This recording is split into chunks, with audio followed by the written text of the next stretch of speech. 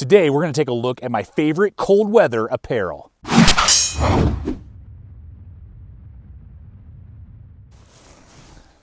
Well, folks, welcome to another episode here at the channel and another episode here at Gideon's Tactical. Super pumped to talk with you today and share with you a list of my favorite cold weather apparel.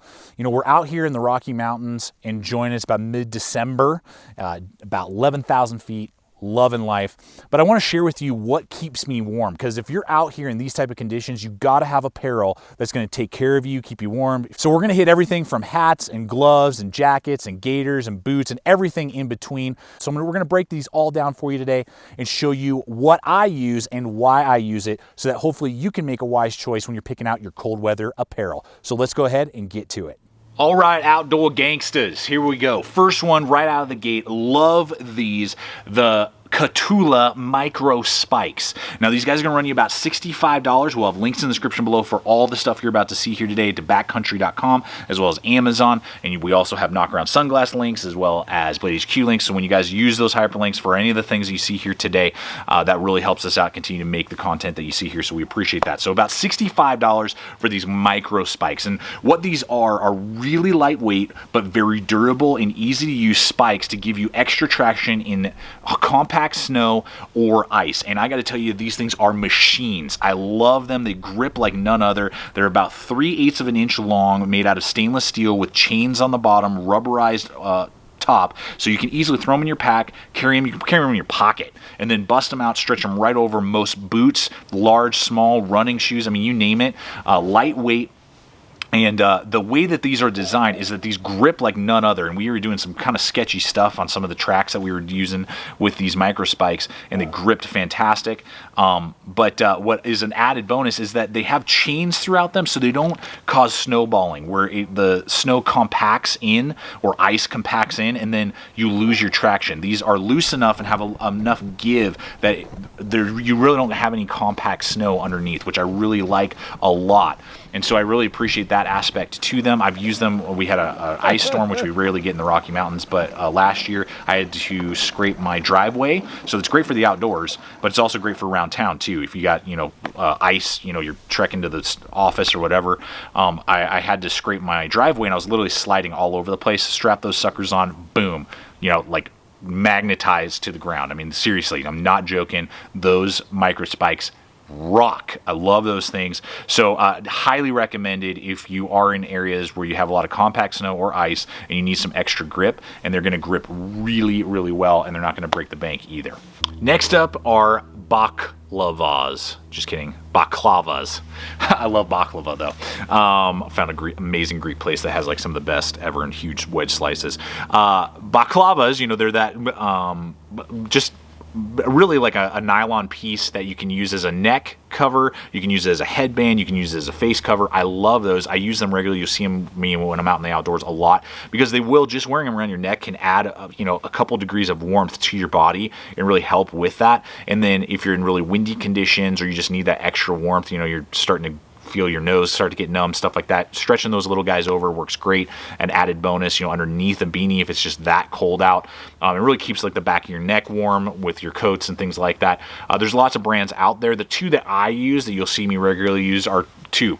One is Mil-Spec Monkey. They have a lot of cool ones. They have their little monkey skull one that you've seen me use in years past, as well as I believe the one that I was wearing in this particular video was their Spartan version. And then I also have ones from Tough Brand. Tough Brand is also another really great one, around $10 for both of these, and it's a really $10 well spent. And those are the two that I usually will gravitate to.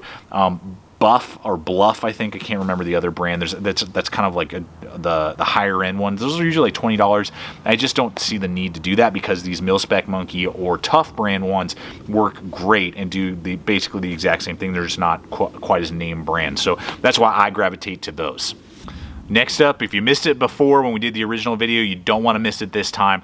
They are the Vasque Coldspark boots. These are high top boots that I am in love with. I am on season two of using them, and they perform great because they're rather lightweight for being a cold weather boot.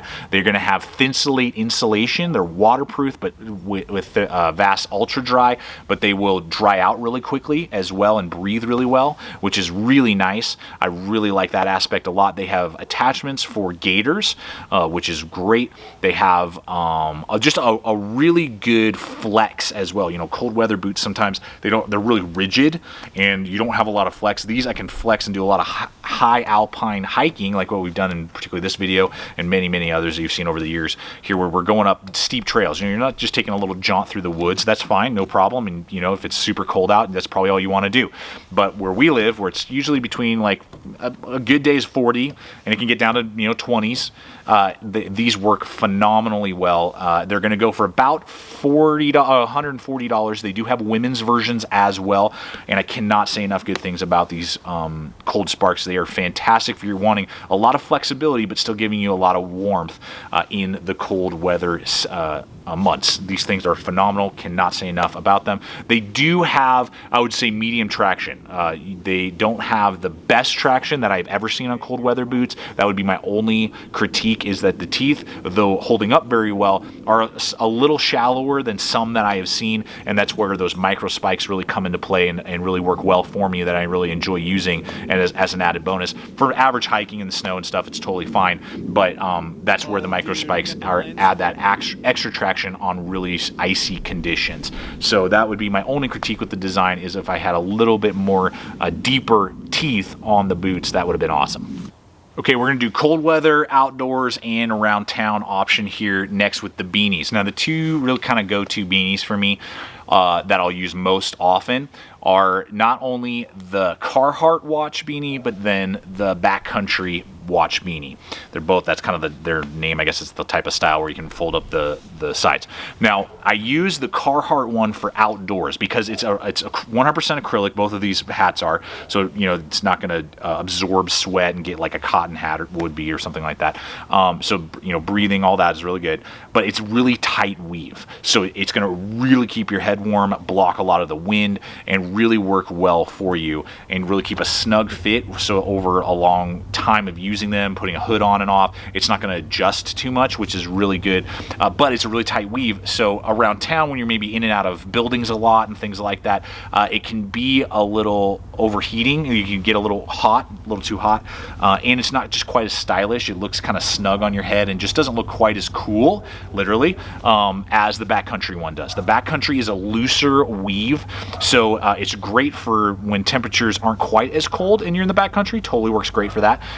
Or around town. I use it more for around town because I can literally go in and out of the office. I can go in and out of buildings, and I don't get overheated as quickly. It takes a lot longer for me to get hot, and it just looks a little more stylish. It's a little fuller. It's not quite as like tight and snug like a cone head as the Carhartt is. So that's a little trade-off there, depending if you're looking for more of an outdoor really cold environments or a little bit closer around town, and you don't need it quite as warm. All right, guys, next up, what outdoor research Ferrosi hoodie. Still kicking it for, I think we're on year 4 now, 3 or 4. Long time. This is their most recent design, and I love the fact that they haven't changed the cut.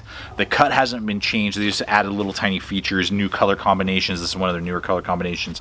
But I love this thing because it's tough and durable, has a really good fabric that I've never like ripped, and I've gone through all kinds of brush and working with knives and woods and like all that type of stuff. Never had any sort of issue. It breathes amazingly well, so I can wear it up to about 60 degrees, and I'm totally groovy. And it is good with just like a t-shirt or a long sleeve shirt on down into the 40s, and then after that, obviously layer, and you can do zip ups, half zips. And so the other thing with this is, on top of it being very compact, it has a great hood, has a great cut. Again, I'm a larger guy at 6'2", 215, long arms. It fits my arms really well. Has a little thumb holes as well, so you can actually like tuck them into the gloves and stuff if you want to. They'll go anywhere between like $80 and $130, just depends on the color combinations that you may be looking at. And what I love also is that it's very flexible, so that it's not constricting at all. Even when I put like when it was cold out when we were doing this video, you know, I had a long sleeve shirt on, then I put my half zip on, and then I had this on as the shell to block wind, water resistant, all of that. It absolutely does the job, and I still have mobility. I'm not like constricted at that point. So I love it, because even if I do a long sleeve shirt, and then I do a half zip, and then I do this on the outside, I'm good down to about 10 degrees before I would be needing something more. So it really performs outstandingly well, and is a great outer shell layer for the outdoors, but still stylish enough that I wear it a lot of the time to the office and around town, depending on the color combinations that you decide to go with. Now we're going to break down gloves. This is super important, right? Your fingers, your dexterity, your hands in cold weather conditions. So I have two options for you. I'm going to have a leather option for more heavy duty or fire, lots of heat stuff, as well as more of a synthetic version. So the synthetic version we'll look at first. These are the Mechanix wind resistant winter gloves. Now we reviewed these about a year ago, and they're still with me, and they're a great synthetic option. Right now on Amazon, these guys are going for $17. And so if you don't mind the synthetic feature of it, you know, again, great for around town or hiking. If you know you're not going to be dealing with a lot of hot things, you know, you're not around a fire basically, these are great. I've been down to like 25 to 20 degrees hiking and doing stuff, and these will keep your heat in your hand really well. They're water resistant. And so what we're looking at with these particular ones, and these are why these connect with me. They keep my hands warm. They are really cheap, which is great. And these are going to have C40 3M Thinsulate wrapped in the body of it. It's ripstop nylon, repels water. It is absolutely water resistant, beads up on it. Again, windproof as well, or they say wind resistant. Yeah, I hardly felt any wind cutting through there. And then a hook and loop kind of backside, so it's good for like wiping your runny nose and stuff like that. And then it's laminated, and they do breathe. So they didn't seem sweaty to me at all. It also has they call it their AX double connect touch screen capability. So if you are doing a lot of like camera photography, phone type of stuff, the fingers are they do have that little ability to be able to do that, which is good stuff. And then they do have the ability also with, they call the rubber Armor-X palm, so reinforced palms. So those are all great. This is the one downside: the dexterity kind of sucks on them. They're not the best for dexterity. You can't do a lot of really fine motor skills if you're working with stuff. You know, they don't quite work as well as I would like. For that. Now, they will keep your hands absolutely warm. They're really cheap, and that you can use touchscreen stuff, so you're not constantly taking on and off your gloves. If you're around town, if you're driving, you know, they're great driving gloves because they got the good grip, so they're not slick on the palms, which is a good positive. So great for just hiking or just other activities where you don't need a lot of dexterity, and you might want to be able to touch a lot of touchscreen and technology-based things. One last thing, you guys know I always joke about large size hands. With Mechanix gloves, I think they've changed the sizing in recent years.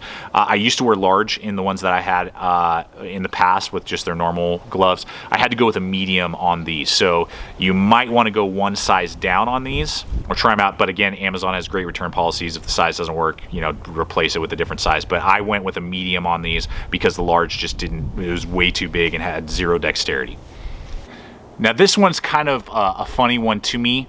I do use these, but I'll be honest, for the price to performance, I'm a little so you really got to decide on this one. Now, I've been using leather gloves that I got at Big R, which is like a kind of a ranch store that was leather with some fleece lining. Paid probably $25 for them. They rock. They keep your hands warm. They're super tough, super durable, have decent dexterity for leather gloves that have liners in them. And I mean, I can go down to 20 degrees, 10 degrees, and my fingers are not numb, not getting cold, no issues whatsoever. The dexterity is not quite what I would like, but for $20 to $25 that I paid for them, they're great. So honestly, you should probably, if you want leather gloves, first look at and try and find some at a ranch store, a hardware store first, before going with this option. If you can't find what you're looking for and what you need, this is what I'd recommend to you. But man, are these pricey. I got them on sale for 50 bucks. These are the Smartwool Ridgeway gloves. Now these are leather gloves with a wool backer to help them breathe. It's 70% wool, it's 30% nylon on just the backside. Great for, you know, wiping your nose, but also for breathability sake. And these will be a little bit more breathable than the just generic leather with liners in them, basically gloves that I got. Now, they're normally $80. That is a freaking lot of money for a leather pair of gloves to take out into the backcountry. Now, they work just as well as my, this is why I'm like, for $25, the heat retention is about the same on these Smartwools as with my generic, you know, ranch style gloves. The two things to consider is that the dexterity is definitely better on the Smartwools. You can get a lot more dexterity. I wear large size gloves, and I bought large and they fit perfectly.